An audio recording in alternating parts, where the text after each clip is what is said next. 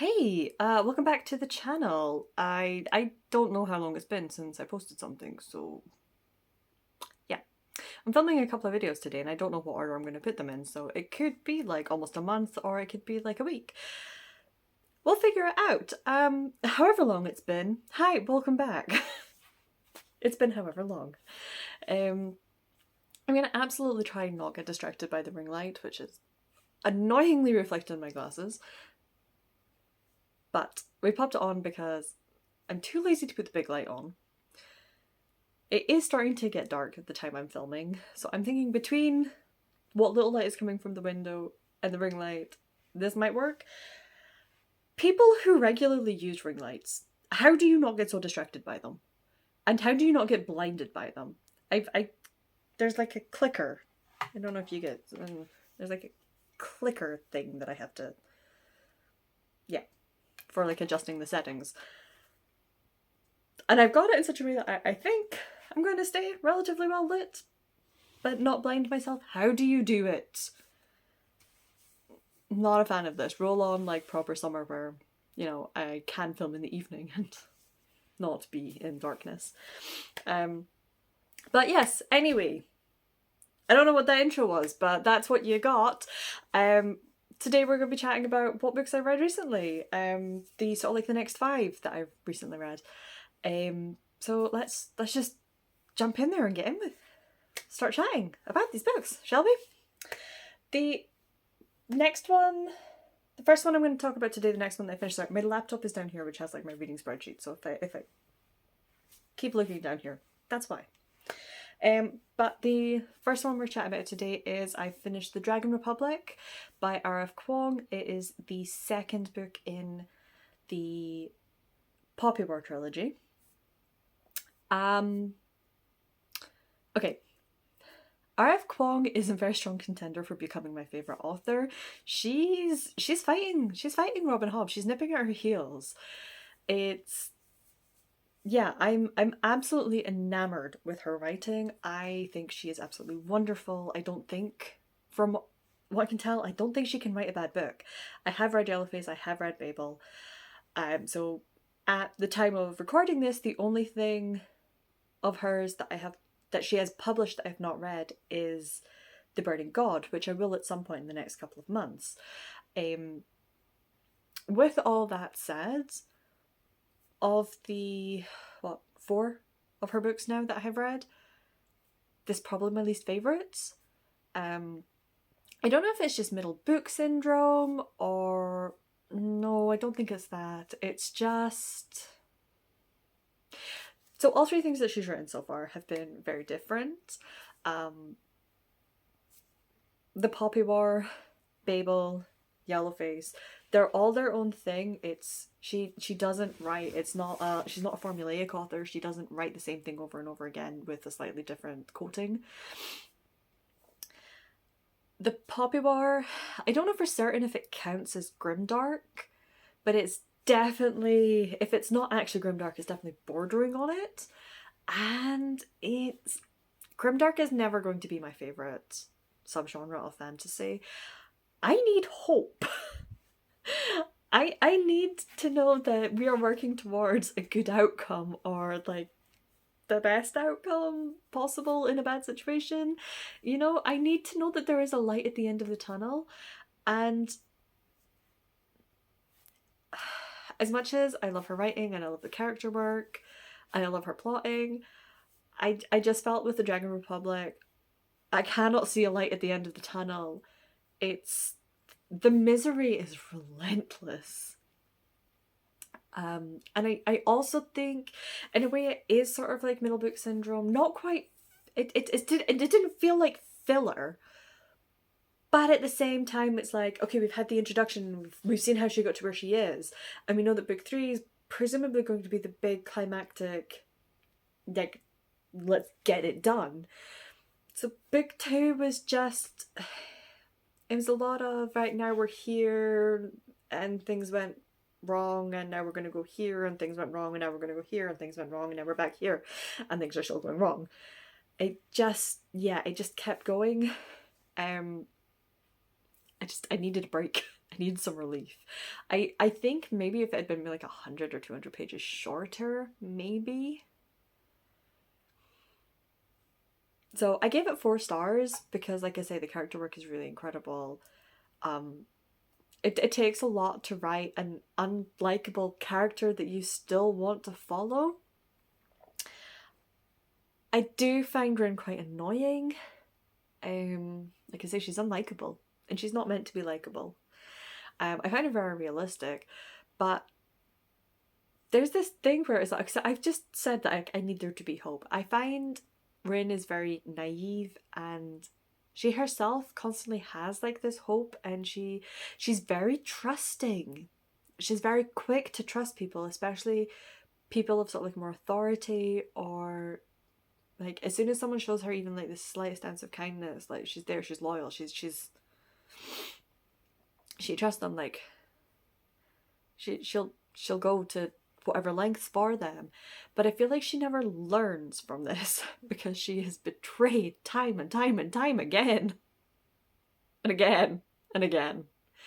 And by the time I got sort of like halfway through the second book, I was just starting to, I was a bit over it. I was kind of getting a bit done with it, and I was like, seriously, how have you not learned yet?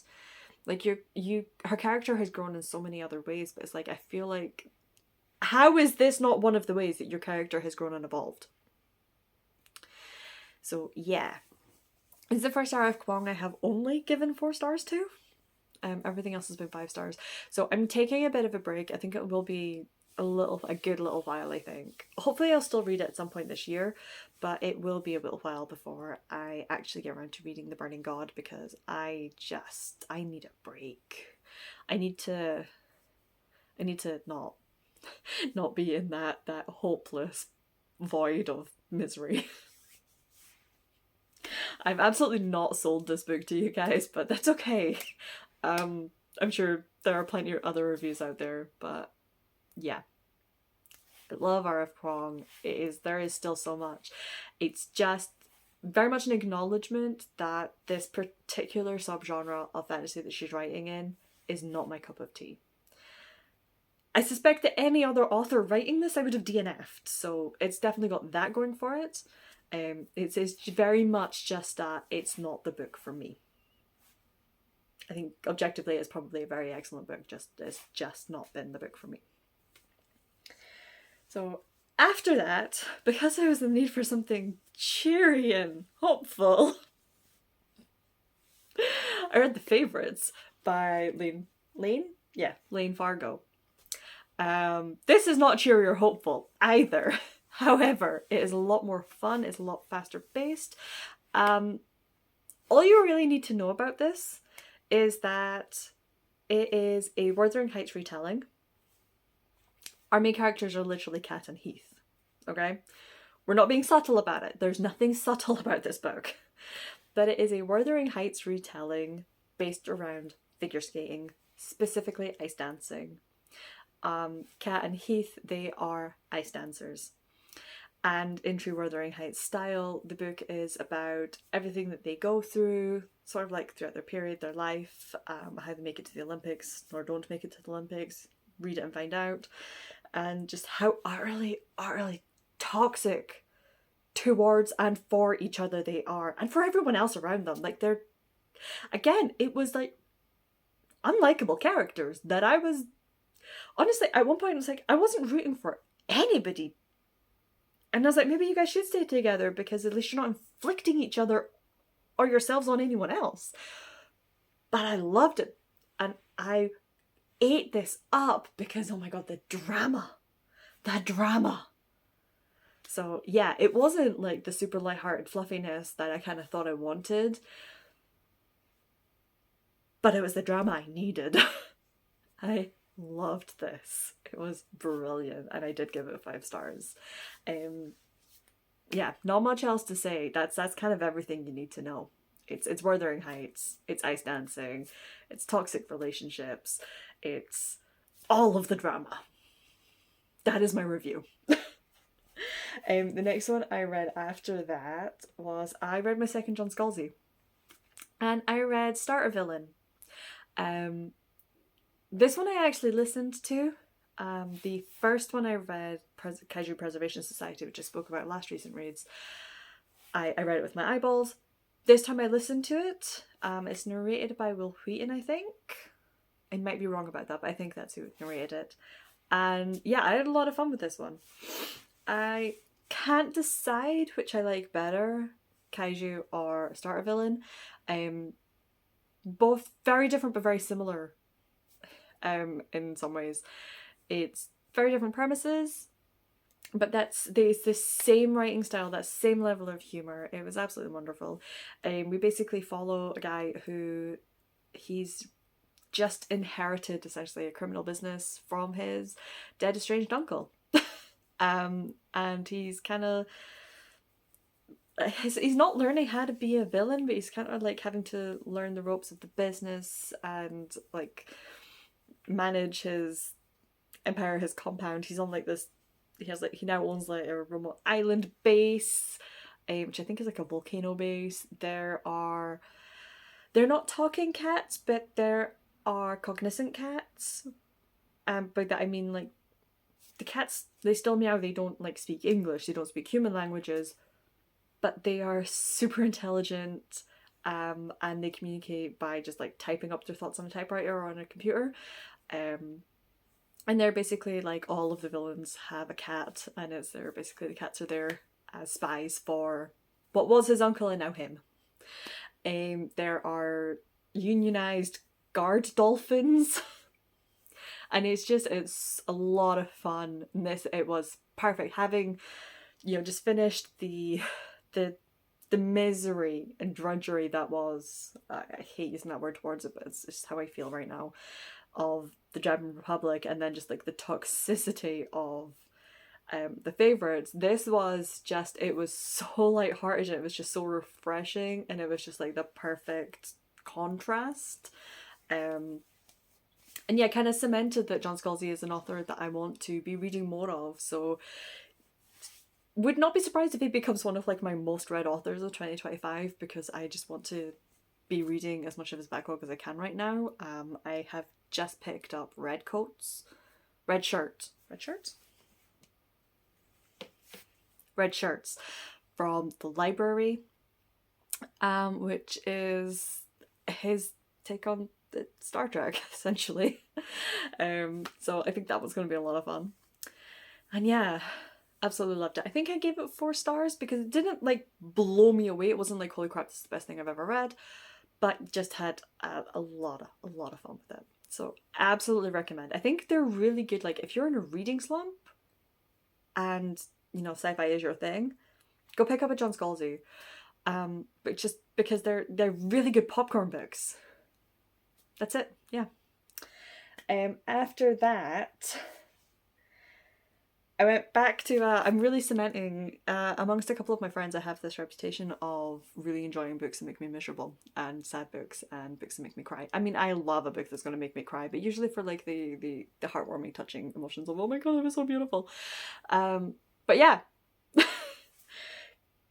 really cementing into them right now that I like books that are not happy. Because the next book I read was I Who Have Never Known Men by Jacqueline Hartman. I borrowed this from my friend Gaia. This is about a group of 40 women who have been in this underground bunker for so long, as like almost as long as they can remember. They don't know why. They don't know who put them there. They know nothing about what's happening in the outside world or anything. They've just been there for literally years.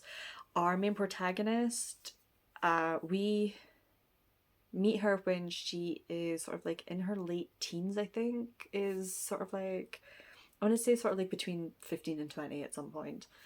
Her exact age is never given, so just sort of like surmising from context.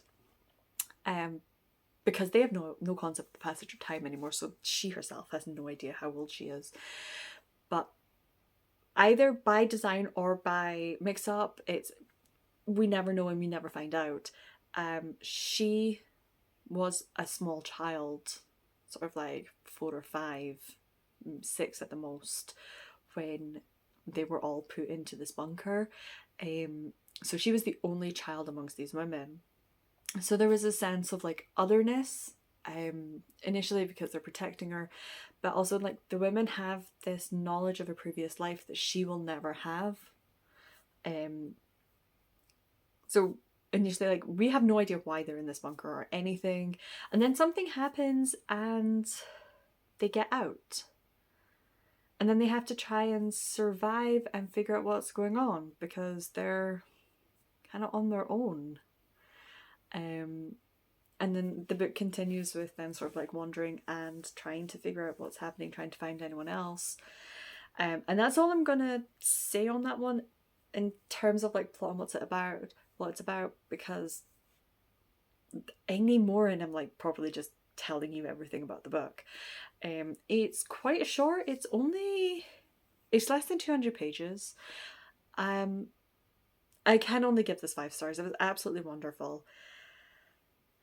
It is a slight spoiler to say that you never fully find out what happened because our characters don't.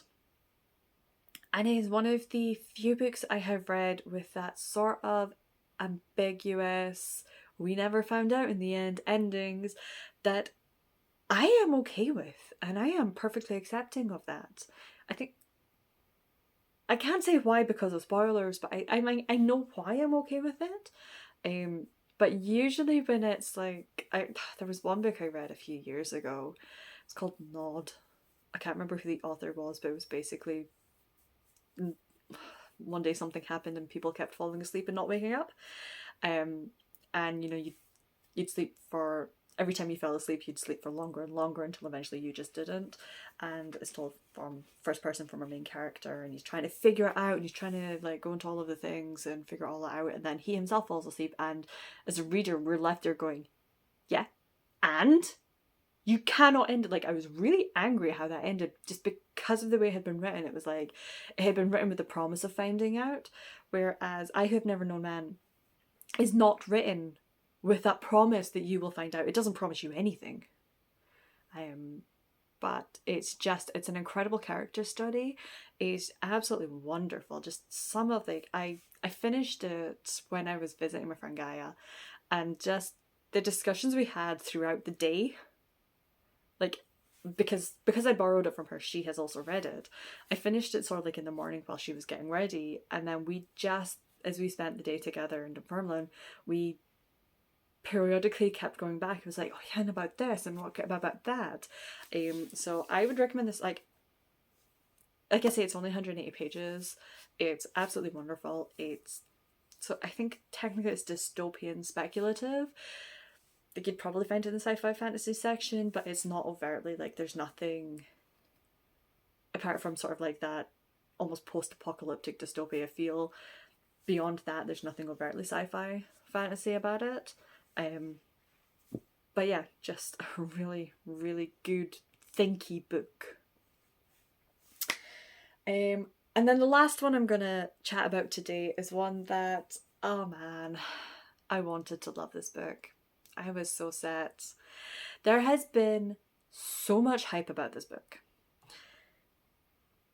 recently that it's been let's just say it's been extraordinarily well marketed. Yeah.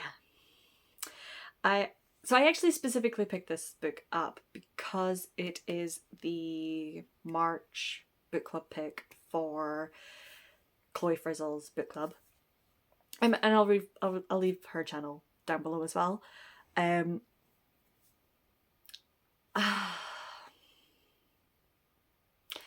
Let's just say I'm fairly certain the only reason I finished this book is because I was listening to it in the car. It's just, at best it was fine. Like, it's trying to be too many things. So what's it about? Did I even tell you what the book is? The book is Watermoon by Samantha Soto Yambao. It is about a girl who runs a pawn shop. She's just taken it over from her father, but it's not an ordinary pawn shop. You only come across this pawn shop if you need it. It's one of those where it's like, it's only here, it only exists at certain times. If you don't need it, you go through the door and it's a ramen shop. So it kind of exists in like another dimension type. And this pawn shop, rather than trading in sort of like gold or goods or whatever, it trades in choices and regrets. And it will buy or whatever, exchange like a choice, usually for a pot of tea or very special tea. But basically one day she's just taken over the pawn shop from her father, and she comes down and she finds that the shop looks like it's been ransacked, her father's missing, and one of the choices has been stolen. Presumably by her dad, or it's been stolen and her dad is now pursuing whoever stole it. The rulers of sort of like this other world that the pawn shop sort of exists in, they're the only ones who are allowed to take the choices, and they're kinda annoyed that the choice is missing, so now she has to like race to find her father and figure out what's happening. And she's accompanied by, I can't even remember, I can't remember any of their names. But she's accompanied by our male protagonist, who is from the mortal world, our world, and rather than trading in a choice, he helps her and accompanies her to solve it. And it goes from there. This book, it wanted to invoke Studio Ghibli feelings, and I kind of got that sense of Studio Ghibli. But as I was reading it, I was just thinking, I'd rather go watch a Studio Ghibli film. In some ways, it reminds me a lot of Neil Gaiman's Neverwhere. With that sort of like, that another world, sort of like hidden almost parallel to ours, where, you know, beings can cross over, that sort of thing. In some ways, it reminded me of the second half of Neverending Story, the book. The film is only representative of the first half of the book. The second half is a lot more focused on the world building and the various things that your imagination can come up with. And so the world building reminded me a lot on that. In some ways, it reminded me on Howl's Moving Castle, both the book and the film. It's one of those books where I can absolutely see all of the author's influences, but to that degree that nothing felt original. And this book is being so hyped, and there's so many people being like, oh, it feels so original, and it's like this and it's that, and I'm like, I'm not feeling that. Thankfully, since I've read it, I've seen a lot more reviews that are more in line with how I felt, so I don't think I'm a minority opinion on this. But yeah, it's just, again, I didn't really feel anything for the characters. In terms of the plot, it felt very, honestly, it felt very side questy. If it were a video game, this is the book that was written by someone who ignored the main plot and did all of the side quests and then just had the main plot right at the very end. Because it's very much like, now travel to this place and do some things, and now travel to this place and do some things. And it didn't work for me, guys. I gave it 3 stars, and honestly, on reflection, that feels generous. So, yeah. Hate to end a video on such a low point. I promise you that since then my reading has gotten better, so next recent reads will be, in theory, full of more upbeat reviews. But for the most part, these 5 books I've chatted about, like, still excellent, still really good reading. It just we fell at that last hurdle with Waterman. But yeah. Anyways, I'm going to shut up now because I can hear my voice going, because this is not the first video I filmed today. And I will chat to you guys in the next one. In the meantime, tell me comments below, what have you read recently? Is there anything you recommend? And yeah, I'll see you guys next time.